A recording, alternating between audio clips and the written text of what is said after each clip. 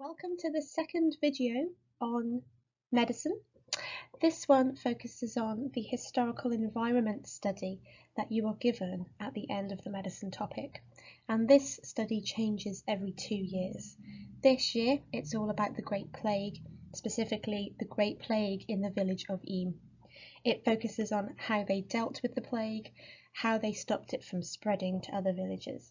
So if we're thinking about which subtopic does this focus fit into, like cures, patient care, public health, this would fit into the subtopic of prevention. How do you prevent an illness from spreading, or how do you prevent yourself from catching it? The exam questions are at the end of the paper, and they want you to describe the features of the Great Plague in Eyam, and they want you to explain why was it significant in how we prevent illnesses from spreading. So what this video will do is it will focus on the content of Eyam first and then the exam question. Okay? And if I pause, it's because I'm drinking a cup of tea. So I do apologise. Okay. So let's start with what the plague actually was.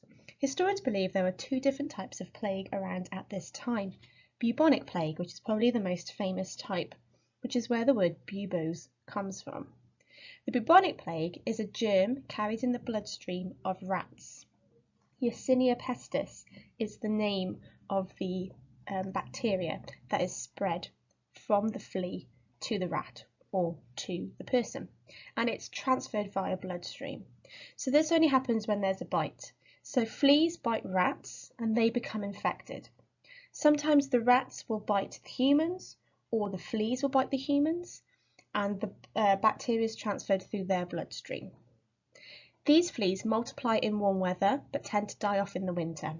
So cases of plague are common in the summer months. It takes about 4 to 7 days to die of the bubonic plague. One of the symptoms is the big black bubo or boil that appears on the skin full of dark smelling pus. So that's where the word comes from. The other type of plague is the pneumonic plague. Any illness with the pneu, P-N-E-U, start to it is to do with breathing in the lungs, like pneumonia. So this should give us a clue as to what the pneumonic plague is about. This plague is caught through breathing. It attacks the lungs. Patients cough blood and spray out germs when they breathe out. So the pneumonic plague is usually caught from somebody who already has the plague. So maybe they caught the bubonic plague by being bitten by a flea or a rat that has it. They have then coughed out blood. That's one of the symptoms of the plague. Somebody else has breathed that air in, and they've caught the pneumonic plague. It attacks much quicker, it's much more intense, so it usually kills people within 2 days. So those are the two types of plagues. These are the two types of plagues that are seen in Eyam during the outbreak in 1665 to 1666. These are the symptoms of the plague. Usually takes about 5 days to die of bubonic plague, like we said. Day 1, you get these swellings appearing. They're called buboes. They're usually in areas where you're moving quite a lot, so armpit and groin, but they could be all over the body. Day 2, you start to develop a fever as your body is becoming infected with the bacteria. So you are throwing up. Sometimes you're throwing up blood and things like that. Day 3, dark blotches under the skin appear, a bit like bruises.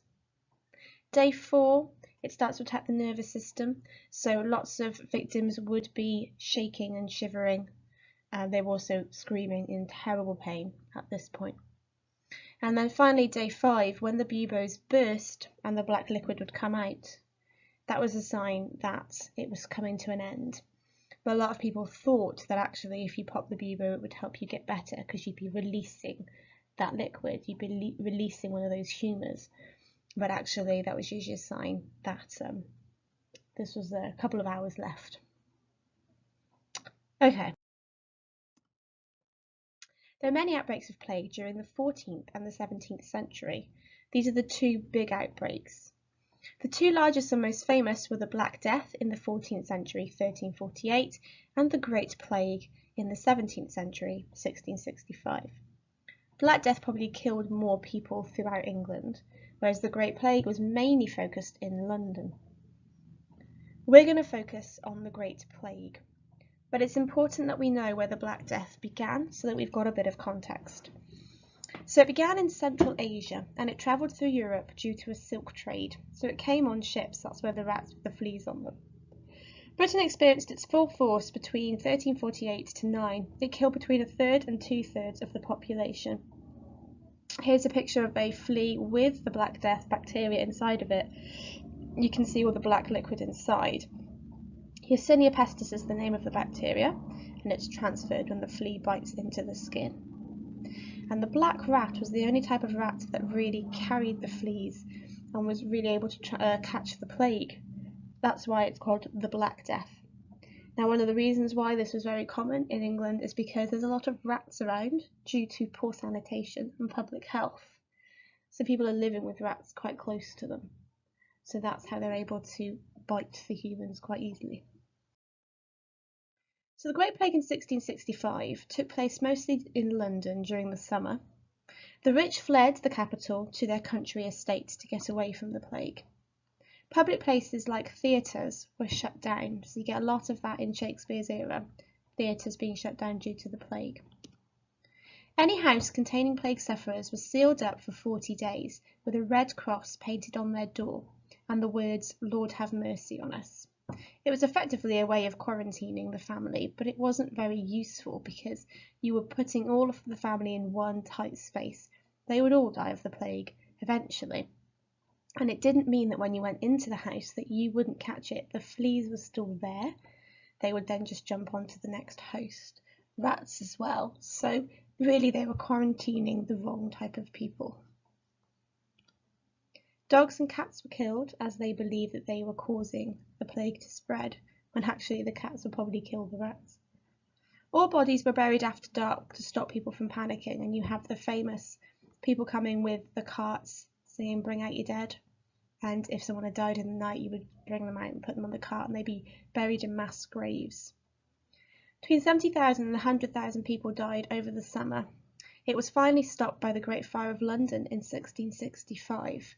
That kind of brought an end to the plague. Obviously it burnt the fleas and the rats.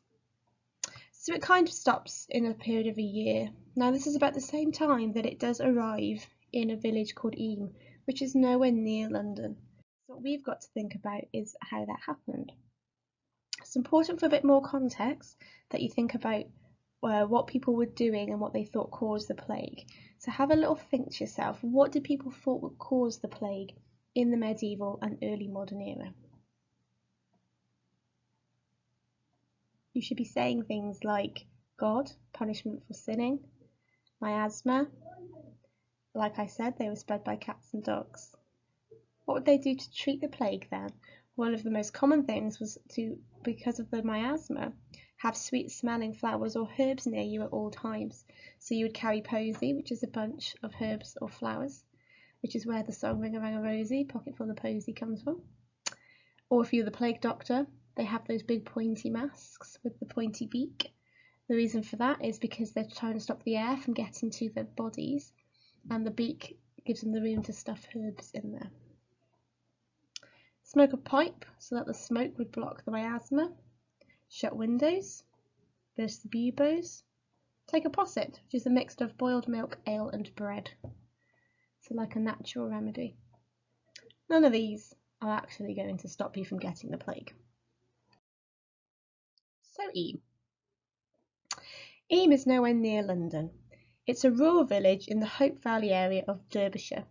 So you want to think up in the north of England, Yorkshire kind of area, Lake District area. In 1665, the Great Plague had reached London, but the north of England was mostly untouched. Most villagers in Eyam were farmers or worked in the local lead mine. Modern statistics show it had a population of 800 when the plague first showed up in the village. You can visit Eyam today, where parts of the village have been preserved. I will also upload the link to a video of somebody who's gone around Eyam, and they've taken pictures and video of what it's like there now. Here's a map that's outside of the village that shows what it looked like when the plague arrived. So you can see it's relatively small. It's covered by fields, lots of houses that are, in terms of villages, close together, not in terms of being in a town or a city. Everybody would have known one another, everybody would have used the land to live off of. So we're going to focus on what exactly happened. Why does Eyam stand out? It's a small village in the middle of the north of England. Why does it stand out as being a place that helps us figure out how we can prevent illness from spreading? This is one of the reasons why. This guy here, Reverend William Mompesson, definitely a name if you can remember putting down for your detailed fact. He's the Reverend, he's the rector who lived in the rectory, which is the Reverend's house, in Eyam, his wife Catherine Mompesson, and he had 2 children. He was 28 years old and was well educated at Oxford University. He'd only been in Eyam for about a year when the plague arrived. Now, because he's the religious figure in Eyam, that means that he would have had a lot of power. In the village, people would have listened to what he had to say, and because he's well educated, he would have been fairly wise and would have known what to do. Another important person is also a religious figure, Tom Stanley. He was a Puritan. He'd been dismissed from his post in Eyam because in 1665 you've got a Catholic monarch on the throne. So any Puritan clergyman had been relieved of their duty, so to speak, or dismissed. You had to take an oath of conformity, which meant that you were going to use the new Book of Common Prayer, you were going to respond to the monarch's wishes. And he refused to do that, but he had been allowed to live in the village. And I just realised I said a Catholic monarch, but I meant Protestant, sorry. He'd been allowed to live, and what would have happened is Stanley and Mompesson should have really been enemies, but they don't, they work together, and that's what makes one of the reasons why this village stands out. Okay, so I'm going to take you through the key events of what happens when the plague arrives in Eyam and what Eyam does about it. And then at the end, I'm going to suggest that you create some sort of timeline or revision page on it, because there's a lot of information to take in. So feel free to pause it at various times or wind it back so that you can create a timeline of the key events. So it all begins with a widow called Mrs. Mary Cooper. She offers lodgings to a young travelling tailor called George Vickers. So Cooper and Vickers are 2 other names you should try to remember if you can, because they are the ones that start the whole thing off. George was in possession of brand new cloth. He had purchased it in London, he'd been allowed through the border and to travel up to the north to sell it. However, the cloth was damp. It rained. George asked if he could dry it in front of Mary Cooper's fire. She agreed. Fleas living on that cloth, because it was cold and wet, had kind of like hibernated or gone to sleep.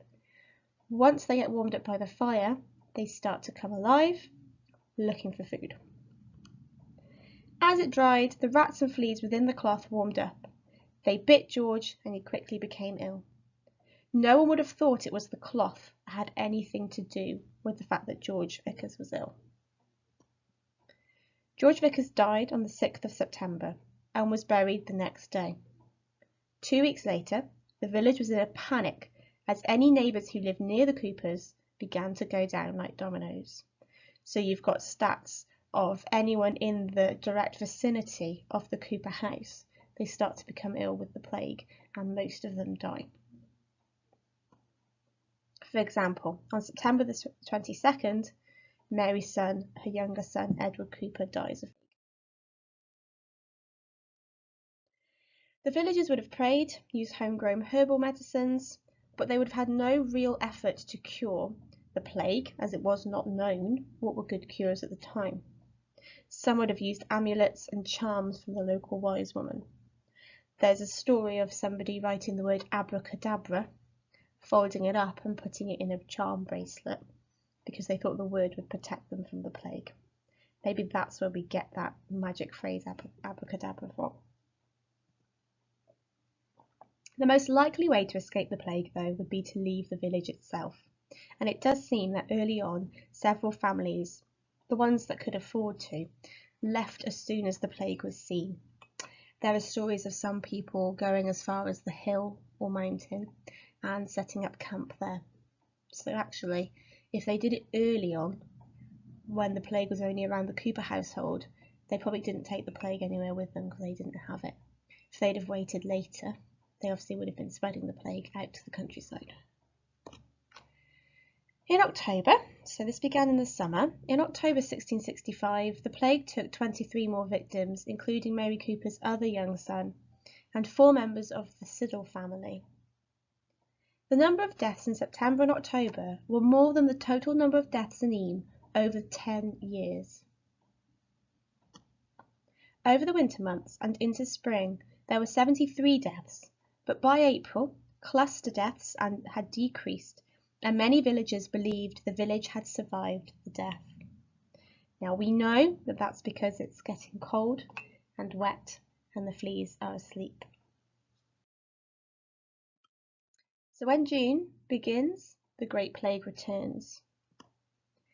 Reverend Mompesson sends his children away to safety and begged his wife Catherine to go with them, but she refused, staying to serve the people with him instead.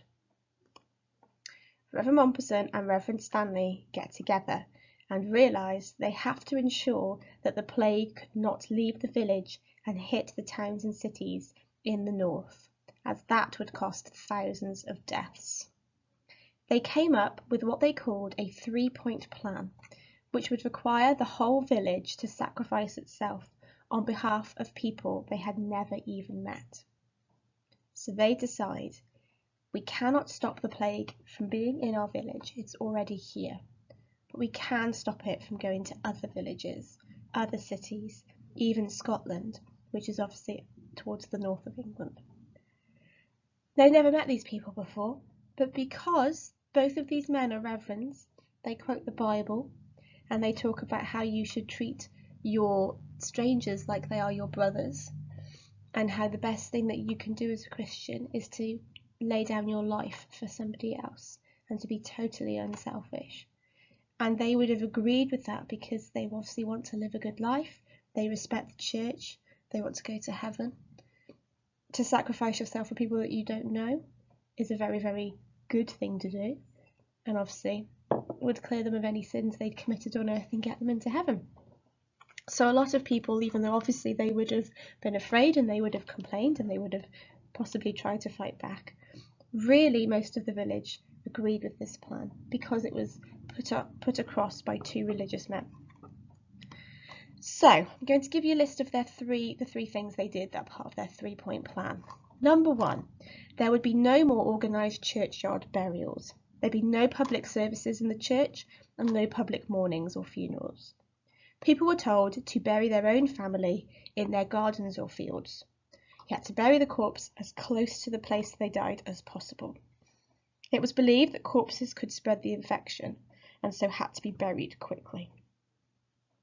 Now this would have been quite effective because if the flea is still on the person, then it's not going to jump to another person. Or if there's fleas, if you're going to a public funeral and there's lots of people together, the flea is obviously going to be able to jump from person to person. So this would have been effective. Point 2. The church was to be locked and services held in the open air. Many people believed the plague was carried in bad air or miasma. Worshipping together was a vitally important part of village life, and to give that up was out of the question. The villagers agreed to keep 12 feet away from other families at all times. We know now that this is an excellent idea, as the pneumonic plague can be spread through sneezing or breathing. And point 3, the most drastic decision was quarantine. A boundary was set around the village, set with boundary stones and using natural features like famously a well, and that marked out the village limits. A watchman was set on the road out of the village every night to ensure compliance, but apparently very few villagers tried to leave once the quarantine was set. It's important to know this was people couldn't leave Eyam, but also people outside Eyam couldn't go in either. Famously, actually, they left bread and food and things on the boundary limits so that people in Eyam wouldn't starve, and they left the coins in vinegar. There's a famous picture of the stone with holes in it, and they'd fill the holes with vinegar and put the coins in there as like a form of disinfectant, so that people were obviously paying for the food, but they didn't have to touch each other's goods or money, so that it wouldn't be spread that way. So it's quite like an early form of disinfectant, really. The last great spate of deaths happened in August 1666. when over 79 people died, including Reverend Mompinson's wife, Catherine Mompinson. She's actually one of the last people in the village to die of plague. Whole families had been wiped out during that year. Tradition says that 260 people out of a believed 350 people died, although modern theories suggest it was 260 out of 800 people. Survivors returned and began to slowly rebuild their village. Reverend Mompinson actually stays in the village for a number of years to help it get back on its feet. And the reason why we know what happened to Eyam is because his son wrote about his father's experiences during the plague. Okay, so those are the key events with some names and facts and dates. I would now spend some time creating a timeline, flashcards or revision page and stick it up somewhere on a wall somewhere so that you can revise it every day. Okay, so it's important that we know what the consequences of the plague in Eyam are, and then we need to think about why it stands out. Why is it important? So obviously the population in Eyam fell dramatically. Later on, the population rose again as people began to return. There were burials everywhere. Obviously, people have been burying their dead in their back garden. The most famous burial site are the Riley graves, which is a whole family that had been all buried together by the mother. She'd lost, I think it was 5 of her children and her husband, and people said that every couple of days they would see her dragging a body out to bury it, and obviously it was her own family. She survives, but she has to see the graves every day, so you can still go and see those today. They're called the Riley graves. There were a number of baptisms and the number of babies born fell, obviously because people were too busy with other things, due to less women of childbearing age being present in the village, so this continues for many years after. Farms are left empty, with crops uncultivated, both during and after the plague. There was no trading going on with other villages. Lots of jobs needed filling after the plague had done its job. And those that were left were remembered as heroes by the rest of the area because they'd literally sacrificed their families to help other people. Okay, so why is Eyam significant? What can it teach us about how we prevent illness or about medicine in general? So I'm going to put some things that they did. We're going to talk about what they can teach us then. So what did they teach people during that time? So context. And then we're going to think about what do they teach us now? So that would be the long-term impact. So remember when we were using the explain chain, we want to explain in detail. We do context, then long-term impact, now. So what can Eyam teach us about quarantine? Have a little think about that. What did they do? What did that teach people in the early modern era? It taught them that quarantine could prevent the spread of disease from one infected area to a neighbouring area. Not necessarily that you could prevent it within a village, but that you could prevent it from spreading outwards. What did Eyam teach them about contaminated items, items that have been contaminated by an illness? Have a think. It taught them that items could be purified to prevent the spread of germs. For example, putting the coins in vinegar. Or something else that they did was burn furniture in homes that had been infected by the plague. Now obviously that's a form of disinfectant. Burning the furniture is probably more effective than not burying the dead properly because the fleas could be living on material in the house. What did Eyam teach them about person-to-person contact? It taught them to avoid people being close together in public places. Being granted they were talking about miasma, but it's still effective because obviously we know that germs are spread through the air. What did it teach them about how you disposed of your infected bodies? It taught them to dispose of bodies quickly and close to the area of death. And that way you're less likely for illness to spread. So, you know in the explain question, and you have to do the magic number 2, you have to give 2 reasons. You could pick anything from here, couldn't you? Why is it important? Because it taught them about quarantine, it taught them about contaminated items, it taught them about person-to-person contact, it taught them about how you would dispose of infected bodies. Okay, what's the long-term impact of these then? For quarantine, hospital wards are isolated today if they have a contagious patient. Foot and mouth disease would be a good example, how we quarantined farms, how we disinfected everything when you were leaving or going out of an area that was infected. I remember when I went to school, because I went to school in a rural area, we all had to disinfect our shoes as we went in and out of school because we could be carrying the disease if you lived on a farm or near a farm or anything like that. Ebola, they quarantine areas off that have Ebola in it. If you think about the hazmat suits that people wear, the contamination showers that they have to go in and out of as you go through an area that has been quarantined off. So we still use all of those methods today, but obviously more advanced. Okay, contaminated items. We sterilise equipment today, hands and clothes. What does it teach us about person-to-person contact? We know that a certain amount of distance must be kept between people to avoid catching illnesses. So again, wearing the hazmat suit, not standing right next to somebody who's got an infectious illness, but we know that's because coughs and sneezes spread diseases. So the fact that if somebody is coughing the germs onto you, you're going to catch it that way. It's not a bad air thing, it's a germ theory thing. And in terms of disposal of infected bodies, today we bury bodies close to the immediate area of death, and that's a practice adopted in extreme scenarios. So areas like Africa where you've got the Ebola virus and it's on a massive scale and it's spreading really quickly, they'll dispose of the bodies close to the area of death because they don't want to spread it any further.